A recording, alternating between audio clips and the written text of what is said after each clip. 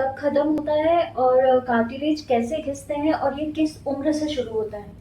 देखिए, जितने भी जॉइंट्स हैं आपकी बॉडी में, इनको मूवमेंट स्मूथ करने के लिए बीच में एक कवरिंग रहती है जिसे हम कार्टिलेज बोलते हैं। और इसका नरिशमेंट हमारे जॉइंट्स में फ्लूइड भी रहता है जो कि शॉक एब्जॉर्बर का काम करता है और एक स्मूथ मूवमेंट हमें देता है, एज अ लुब्रिकेशन का काम करता है ये। Specially knee joint, hip joint में ये शॉक एब्जॉर्बर का काम करता है। सबसे इफेक्टिव जो अफेक्ट करता है इसको वो नी जॉइंट रहता है, क्योंकि ये वेट बेयरिंग जॉइंट रहता है। तो हमारा नी जॉइंट जो बोन से बिन के बना होता है, इसमें मेनली 3 बोन्स रहते हैं। अपर बोन को हम फीमर, लोअर बोन को हम टीबिया और सामने की तरफ जो कटोरी जिसे हम पटेला बोलते हैं, इनके अराउंड एक लिक्विड रहता है कैप्सूल के अंदर, जो कि एक लुब्रिकेशन का, एक शॉक एब्जॉर्बर का काम करता है। तो 40-45 की एज के बाद ये लिक्विड बॉडी से कम होने लगता है, जो कि एक नेचुरल फिनोमिना है। और 45 टू 55 के बीच में जो ये लिक्विड रहता है, या जो आम भाषा में जिसे हम ग्रीस बोलते हैं, ये खत्म हो जाता है। तो एक तरीके से जो कार्टिलेज, जो कवरिंग रहती है हमारी बोन्स की, जिससे जो बोन को घिसने को अवॉइड करती है, उसका नरिशमेंट खत्म हो जाता है। इसकी वजह से फिर कार्टिलेज डैमेज होने लगते हैं, क्योंकि लुब्रिकेशन या ऑयल नहीं रहता है, तो कार्टिलेज डैमेज होने लगते हैं। और कार्टिलेज अगर डैमेज होते हैं तो फिर हड्डियां आपस में टकराने लगती हैं। तो जो कार्टिलेज डैमेज होने की उम्र है वो 45 के बाद हमारे कार्टिलेज डैमेज होना शुरू होते हैं।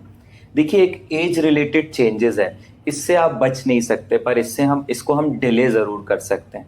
क्योंकि अगर हम इसके सावधानियां नहीं बरतेंगे तो आपको 50-55 की एज आते आते जॉइंट रिप्लेसमेंट आपको करवाना ही पड़ेगा। तो अगर आपको ये सब चीज़ों से बचना है तो एक उम्र के बाद 45-50 के बाद ज़मीन पे बिल्कुल ना बैठें, इंडियन टॉयलेट यूज़ ना करें, सीढ़ी का इस्तेमाल कम से कम रखें, सॉफ्ट सोल वाले जूते चप्पल पहनें। और अगर फिर भी आप ज्वाइंट पेन या नी पेन या हिप पेन या ऐसा कुछ समस्या से जूझ रहे हैं तो अपने डॉक्टर से मिलें, एक एक्सरे कराएं। एक्सरे में हमें ज्वाइंट की पोजीशन का मालूम पड़ता है कि कार्टिलेज अगर नहीं है तो हमें एक अच्छा, कार्टिलेज अगर है तो एक अच्छा गैप हमें दिखाई देता है। बट अगर वो गैप कम हो रहा है, इसका मतलब कार्टिलेज डैमेज होना शुरू हो गया है। आजकल बहुत सारी मेडिसिन भी आने लगे हैं जो लिक्विड को बढ़ाते हैं। आर्टिफिशियल जेलीज भी हम आते हैं जो हम एक्सट्रीम स्टेज में ग्रेड 2 या ग्रेड 3 में हम जॉइंट में इंजेक्ट कर देते हैं, जो कि एज अ लुब्रिकेशन का काम करता है। तो पहले बात तो आपके डॉक्टर के पास आके पहले समझें कि क्या बीमारी है। और ऐसा नहीं है कि हर बीमारी का इलाज ऑपरेशन ही है। अगर एक अर्ली स्टेज में हमारे पास आते हैं तो बहुत सारे इसके रेमेडीज हैं जो हम यूज करके इस डिजीज को रोक तो नहीं सकते, पर हम डिले कर सकते हैं, और हो सकता है आपको जॉइंट रिप्लेसमेंट की जरूरत ना पड़े।